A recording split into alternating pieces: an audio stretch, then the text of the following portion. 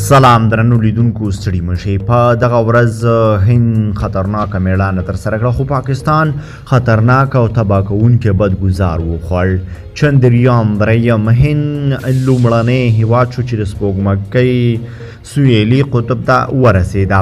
د هند چندریان 3 فضایي بیړۍ په بریالیتوب سره د سپوږمۍ پر سطحه ښکته شوه. چندریان 3 چهارشنبه 2023 کال د 8مې میاشتې 23 تاریخ د هند په وخت ماښام شاوخوا 6 بجې د سپوږمۍ سویلي قطب ته ورسېده.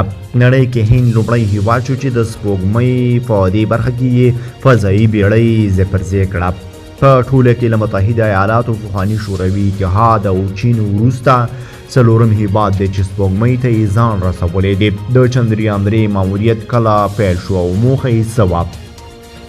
د چندریان 3 فضایي بیړۍ د جولای په 14 د هند له سویلي ایالت اندریا پردیش ته نه وتغول شوه او له 40 ورځو اوږده سفر وروسته نن د سپوږمۍ سویلي قطب ته ورسېده. سپوږمکۍ د سپوږمۍ مدار ته له ننوتلو مخکې شاوخوا 10 ورځې د ځمکې په شاوخوا کې وګرځېده چې وروسته د اګست په 5مه وتوانېدله چې د سپوږمۍ مدار ته ننوځي.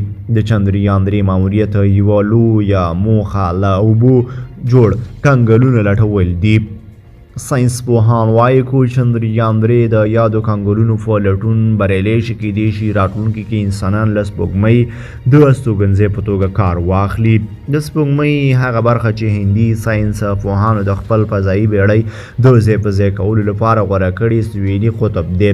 د ساینس پوهان د سپوږمۍ سویلي قطب په اړه ډېر لږ معلومات لري، خو دوی وایي دا شونتیا شته چې سپوږمۍ کې د اوبو نښې پیدا کړي. یاده برخه د دایمي سیوري له کبله تیاره وي او د سپوږمۍ تیاره اړخ ګڼل کیږي.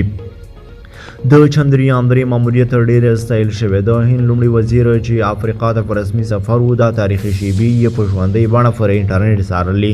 له دې بریا سمدستي وروسته د هند لومړي وزیر نریندرا مودي خپل ولس ته په خطاب کې وویل چې دا د خوښۍ موقع ده او دا نه یوازې د هند بریا ده بلکې د ټولو بریا ده.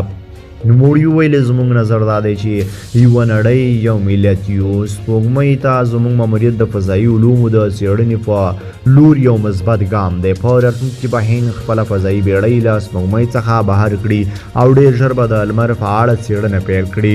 نریندرا مودي وویل چې نن د هند په هر کور کې جشن دی.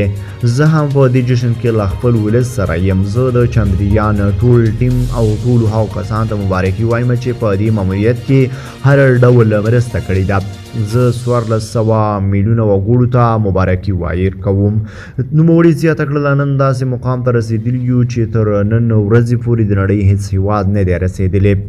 نریندرا مودي وویل دغه ماموریت به د نور هیوادونو فضایي ماموریتونو ملاتړ هم وکړي.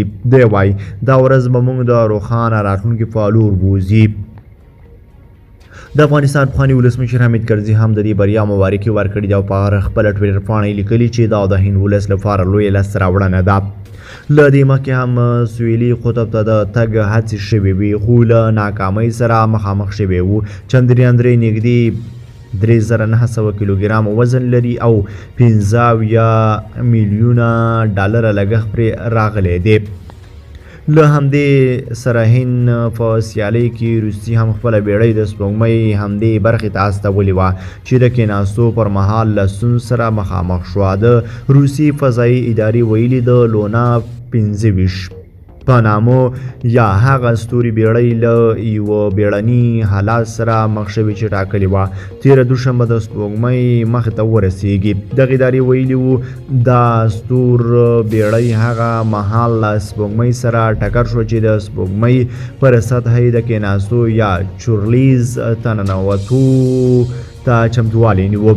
په دې ستوره بیړۍ کې سپرلی نشته دی او هڅه کوي د سپوږمۍ پر سویلي قطب لومړنۍ ارامه ناسته وکړي. موخه یې هلته د اوبو په نښو پسې کتل دي. هغوی ویلي وو همدغې ټکي ته د هند یوه ستوري بیړۍ هم ور روانه ده چې ټاکلې ده په څو ورځو کې ورسیږي. وړاندې د روسي فضایي سازمان انټرفاکس خبري ایژنس ته ویلي وو ټاکل شوي وو چې روسي لونا 25 ستوري بیړۍ به د اګست پر 25 د سپوږمۍ پر سطح ښکته شي. روسیې نږدې نیمه پېړۍ وړاندې هم یو توغندی سپوږمۍ ته استولی و.